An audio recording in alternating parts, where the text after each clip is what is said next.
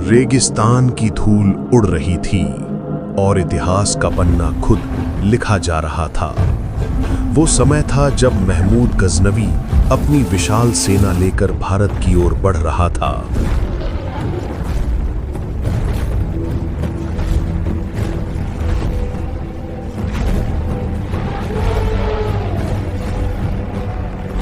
धन, सोना और मंदिरों की लूट उसके अभियान का उद्देश्य था, लेकिन राजस्थान की भूमि पर उसका सामना एक ऐसे योद्धा से हुआ जिसे आज लोग गोगाजी चौहान के नाम से जानते हैं।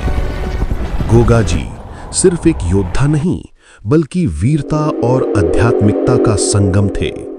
उनकी तलवार में धर्म की रक्षा का संकल्प था और उनके हृदय में आस्था की ज्वाला। कहते हैं जब गजनवी की सेना ने चूरू की दिशा में डेरा डाला, तब हवा तक बदल गई थी, क्योंकि वहां प्रवेश करने वाला था एक महायोद्धा जो केवल शरीर से नहीं, आत्मा से भी रणभूमि में उतरा था। इतिहास कहता है गोगाजी की सेना गजनवी की सेना के मुकाबले बहुत छोटी थी, पर जहां संख्याएं कम हों, वहां विश्वास की ज्वाला बढ़ जाती है।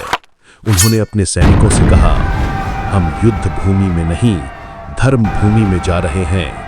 जो गिरेगा वो अमर होगा। और फिर युद्ध शुरू हुआ। रेगिस्तान की धूल में घोड़े दौड़े, तलवारें टकराईं और आसमान में बिजली सी चमक उठी। गजनवी की हजारों की सेना उस छोटे दल पर टूट पड़ी, पर कहते हैं उस दिन रणभूमि में जैसे कोई अदृश्य शक्ति उतर आई थी। गोगाजी की तलवार से निकलती चमक देखकर स्वयं गजनवी स्तब्ध रह गया। इतिहासकारों ने लिखा है, उस दिन उसने पहली बार देखा कि आस्था और साहस जब एक हो जाएं, तो वो किसी साम्राज्य से भी बड़े हो जाते हैं। जब गजनवी पराजित हुआ, तो उसने गोगाजी के चरणों में सिर झुकाया और कहा, तुम केवल योद्धा नहीं, तुम तो जाहर पीर हो। तुम्हारी आस्था ही तुम्हारी विजय है। उसी दिन से गोगाजी को जाहर पीर कहा जाने लगा, वो जो जहर को भी अमृत बना दे और भय को भी भक्ति में बदल दे। समय बीत गया, राजवंश बदले, पर गोगाजी चौहान की कथा आज भी राजस्थान की हवाओं में गूंजती है।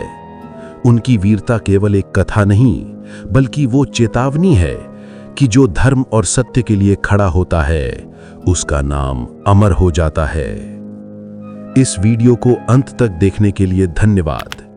अगर आपको ये ऐतिहासिक यात्रा पसंद आई हो, तो चैनल को सब्सक्राइब करें ताकि ऐसे और अद्भुत इतिहास आपके सामने जीवंत होते रहें।